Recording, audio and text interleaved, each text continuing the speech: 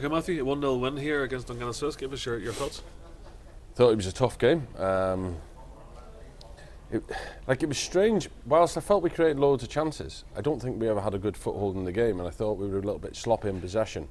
It took a wonder goal from Adam to break the deadlock, and then it showed after that what we'd done so well previously here. You know, not so much in the Premier League, but certainly last season, of just being able to just back ourselves to defend.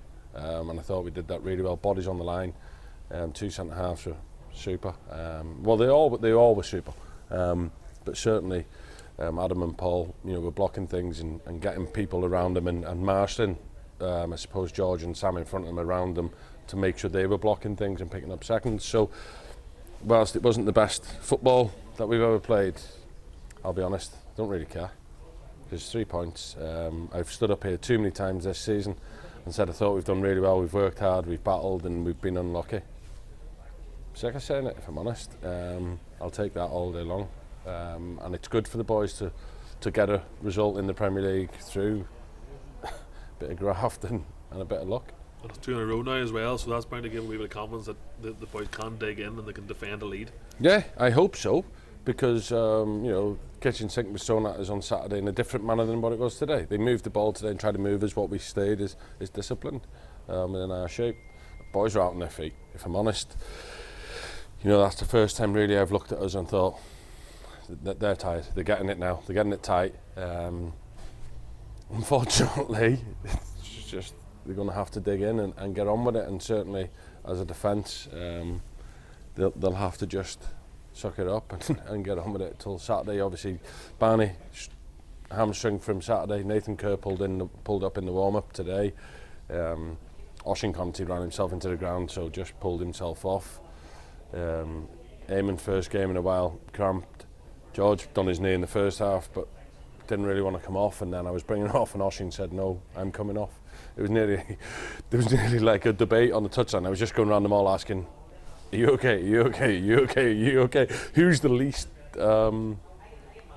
tired? I didn't say that to them, and I just ignored Paul Finnegan when he said he was racked, because what were we going to do? So full credit to him.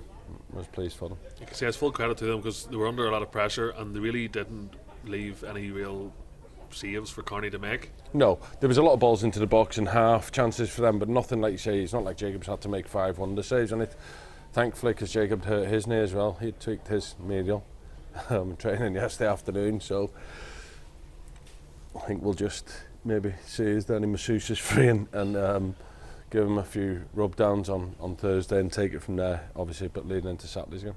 Oshin Conti won man of the match. He looked really dangerous at times individually as well. Yeah, super going forward. And I'll be honest, I thought he was really good. I'm not denying he was man of the match or anything, but I thought he was probably his poorest game defensively for us today. Because normally he wins a lot of them second balls, but see the work that he did going forward was really good and showed some brilliant individual skills. And he was really unlucky, A, to not get a goal, or B, to not create a goal. Some of the things he done, he's played Lee there for pretty much own goal, and Roy's made a wonder save, and I don't know, obviously it's difficult for me to see what happened over there, but probably a better camera angle from you guys when I don't know how he's beaten 3 or 4, and it just looked like it ricocheted. I thought it was rolling in the bottom corner, and it just went past the far post. So I'm delighted for him, because he's been super since he's been in the team, and he's the characters we want in the club. It's a matter of resting up now and trying to get boys back to some sort of rehab, some sort of recovery for Saturday.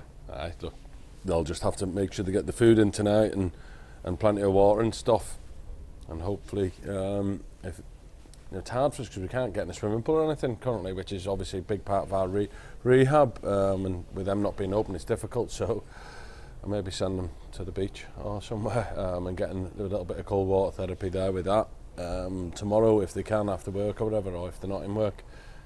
And then we'll look to Thursday and try and devise a session that's not going to be too heavy on the legs, but enough that they can get some tactical work done in preparation for Saturday.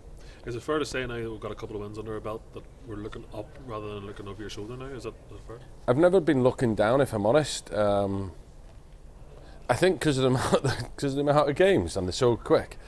Like somebody said to me on Saturday, that was our first win in 5, and it honestly didn't feel like we'd lost 5 in a row because it was only been 2 weeks. I hadn't even thought that, so obviously we're now looking and I don't know how many points Warren Point are away from us, but certainly with, well, it was 7, so there's 8 games left, 6 of them at home.